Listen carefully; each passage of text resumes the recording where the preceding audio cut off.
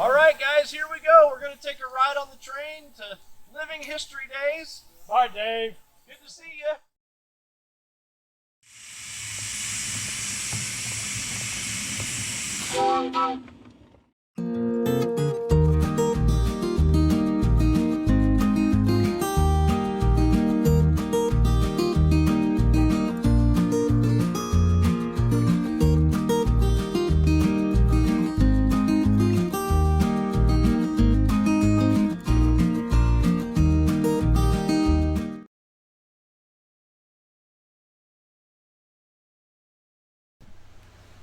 Hey guys and gals, great to be with you again.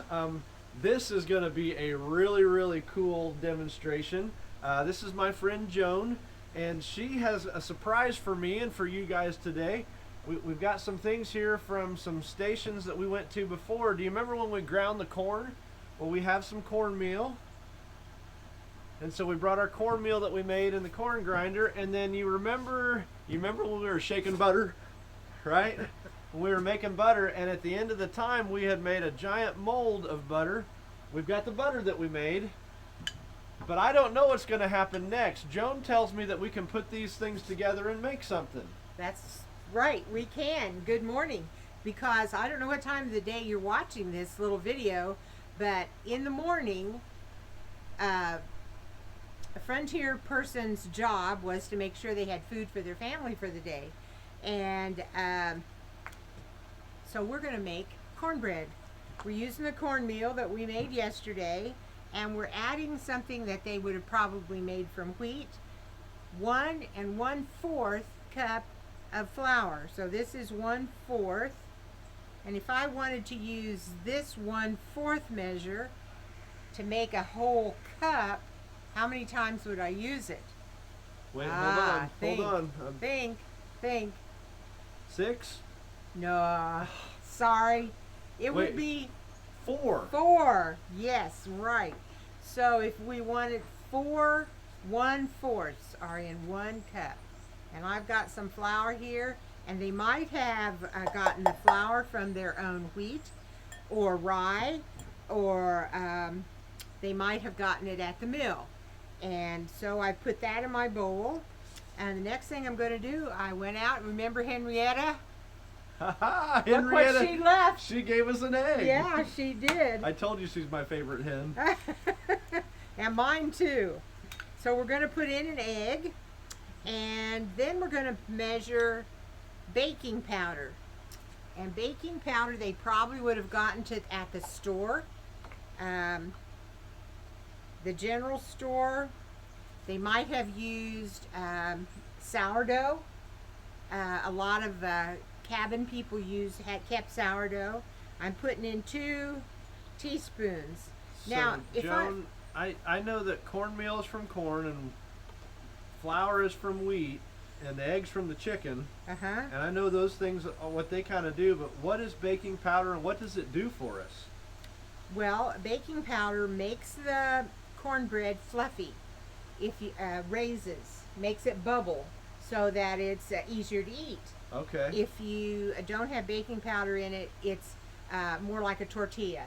You know, just flat. Kind of thick. No, yeah, kind of thick and a little gummy. Okay. A little gummy, and they would have gotten this at the store because it's a manufactured product.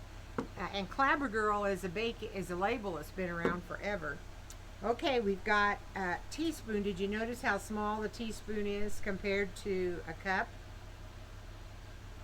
Or even 1/4 of a cup. Okay, remember the teaspoon because we're going to get to that again. Then we're going to put in milk. Buttermilk, actually. Remember what we poured off yesterday or the other day whenever we made butter.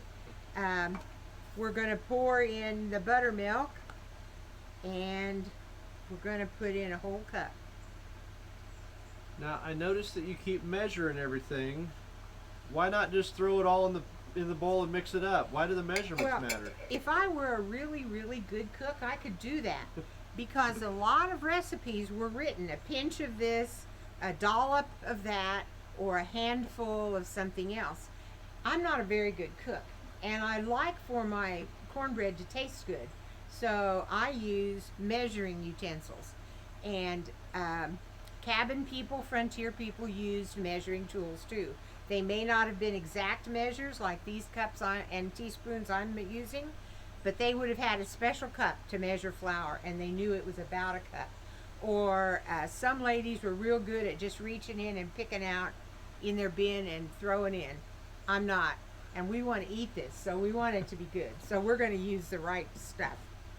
Okay, and also we need some oil, some shortening. Now, if I were a cabin cook, I would probably have bacon grease around that I could use, or lard. Lard, But today, lard's really hard to find, and I didn't save my bacon grease, and so I'm using oil. And you'll have to, that's just a modern added thing. And I need a teaspoon of salt. Almost everything you cook needs a little bit of salt. And we're going to put in about 1/4 of a cup of sugar as well. So you were talking about needing the salt. When I was learning how to make butter, the lady there told me that salt helps preserve things. Are we trying to make this last longer? Well, if I'm making it this morning, it's going to be gone by night anyway. Okay. So we're not worrying too much about keeping it for a long time, but the salt gives it a nice flavor. Okay. And if you don't have salt in it, you go, what's wrong with this? So salt was real important. So I'm going to mix this up. Oh, I should tell you that here's my pan, and I'm going to put my shortening in the bottom of the pan because we don't want it to stick while it's baking.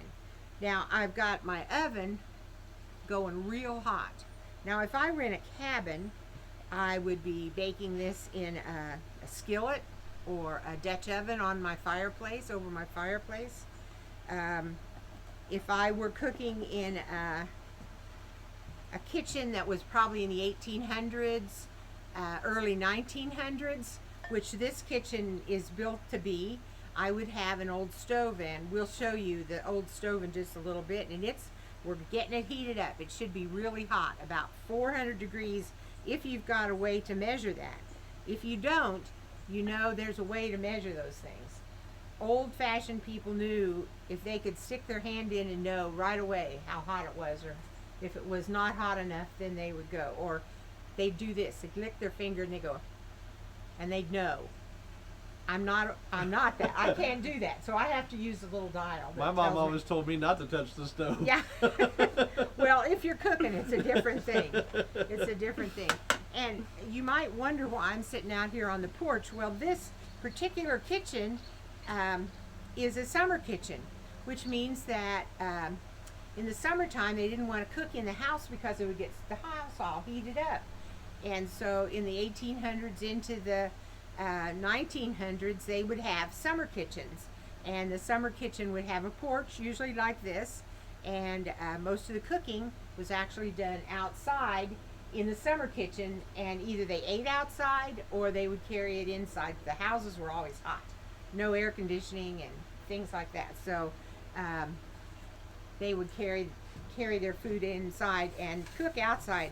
Now I'm rubbing this oil all over the bottom of my pan because we want to be able to get it out when we get done. That keeps it from being sticky in the pan, huh? Right. Okay. Right. It doesn't hurt the taste at all because we've already put some in there. You could use, like I say, bacon grease or lard. Sometimes you could use other things. Now sometimes when I'm making cookies, I like to kind of eat some of the raw cookie dough. Mm-hmm. Is that going to be good if I eat this cornbread? Sure. Yeah, actually kids like the cornbread. The cornmeal, even by itself, is a treat. We ate some when we were, So see what you think. that's pretty good stuff. Yeah, tastes like corn, doesn't it? It does. It does taste like corn. I can't wait till we cook it though. That's going to be really good. Did you notice I'm dropping the pan? That's so the bubbles that we put the baking powder in and it's bubbling, so the bubbles come up. Okay. And I'm going to go put it in the oven. I thought you were just mad at it. No, Now I have another pan in there because I've got quite a few people to cook for, so just hang on. This is going to be so good, you guys. She said she's not a very good cook. She's a very good cook. That was really fast. Well, it was. This is one I made earlier today. And it looks like this. It's got a little crack in the top, but that won't hurt it at all. And we'll do what we can with this spoon, and we'll cut a piece. Now, cornbread is heavy. I mean, it's not as soft and light and fluffy as regular bread, but it's really good, and it's like the original fast food. If you were going to go to the field, you would take cornbread, wrap it up in a cloth, and you might stick a piece of meat in there, and you would have a sandwich, and the cloth would protect it. You could stick it in your pocket or put it in your backpack, whatever. You can put all sorts of stuff on it. Of course, you can use butter, our nice, wonderful, good tasting butter that we had made, or you can put things like honey. And pioneer frontier cooks would often have jam made out of fruit and berries that they had found. That was a common thing. Apple butter this time of the year. And I have some molasses. Ooh, I like molasses. Yeah, you might have molasses or sorghum. Sorghum was a thing that a lot of frontier cooks used because they could grow it, make it, and use it themselves. Often they would make it and trade, like we talked about trading eggs and milk and butter. Sorghum grows in a plant that kind of looks like corn, doesn't it? It does. It does. And they grind the stalk, and the juice in it is really sweet, and they cook it down. And you want to open that up? Sure. And we'll put a spoonful out so you can see how thick it is. See, it's really slow. Blop. Kind of like syrup. Yeah, that's right. Would that be good on pancakes? Yes, some people love it. It has a strong flavor, and not everybody likes it. But if you like it, it's really good. So, there we go. We have cornbread, butter. We use the buttermilk. We have an egg from Henrietta. We have bacon grease or oil saved from the day. So we're good for cornbread for the day. Cooking makes me think a little bit about science, and maybe even a little bit about chemistry, because we're putting ingredients together and then we're warming them up, and it's making something different than how it started. Exactly. And this was really important because you had to feed your family, and you had to use what you had. Sometimes it was easier than others, because when your cow's not giving much milk, you don't have a lot of milk, so you're short on things. The hens will get tired of laying about wintertime, and so they kind of don't lay as many eggs, and sometimes it's hard to find honey. So you just have to use what you've got. A family would have cornbread for breakfast. Often, if you crumble up the cornbread and pour milk or buttermilk over it with a little sugar, it makes really good cereal. You can put it in stew. Often stew was a good meal for a cabin because they would use what they had. Send the guys out to get a rabbit and make stew with potatoes and carrots from the garden. They might even put extra sugar on it or with it, and make a pudding that they could use for a dessert. So if you were a pioneer cook and it had been a long, hard day and you didn't feel like cooking tonight, you couldn't just call for pizza, could you? No, sorry. But you planned early in the morning, like now, and you'd make enough cornbread to last you all day. So I know these guys can't be with us today, and we really wish you could be here, but I'm going to do you guys a favor because, one of the things you get to do when you come to Living History Days is you get to actually Taste eat all this, the cornbread. Yeah. And so we got to help make the cornbread, and we got to help make butter. So I got some butter, and we have some sorghum. I'm going to put some sorghum on there. And I'm gonna do you guys a favor. I'm gonna eat this for you since you can't be here to eat it. Mmm. What do you think? That is so good. Oh, good. Oh, I'm glad. I wish you could have some of this. I'm sorry you can't. Oh, it's wonderful. But if you tell a teacher to go to the website, we'll send you a recipe. Maybe you can make some in your own classroom. Guys, have a great day.